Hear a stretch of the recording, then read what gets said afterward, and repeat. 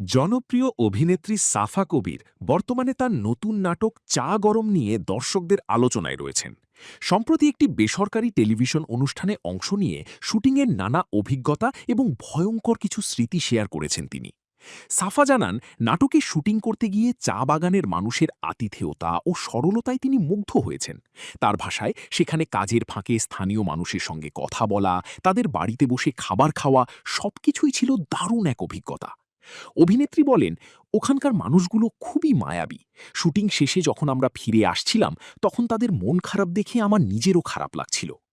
তবে শুধু সুন্দর অভিজ্ঞতাই নয়, শুটিং চলাকালে বেশ ভয়ঙ্কর পরিস্থিতিরও মুখোমুখি হতে হয়েছে বলে জানান সাফা কবির।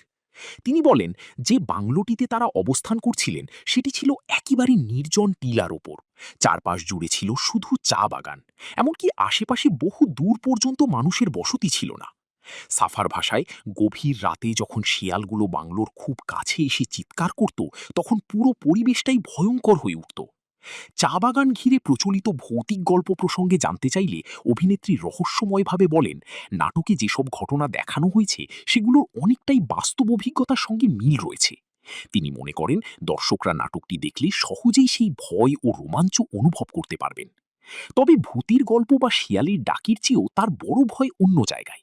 অনুষ্ঠানে সাফা কবির স্বীকার করেন, তিনি স্নেক ফোবিয়া বা সাপ ভীতিতে ভোগেন।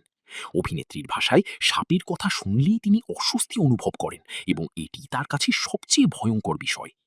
নাটকটি প্রচারের আগেই সাফা কবিরের এসব অভিজ্ঞতা সামাজিক যোগাযোগ মাধ্যমে ব্যাপক আগ্রহ তৈরি করেছে ভক্তদের মাঝে।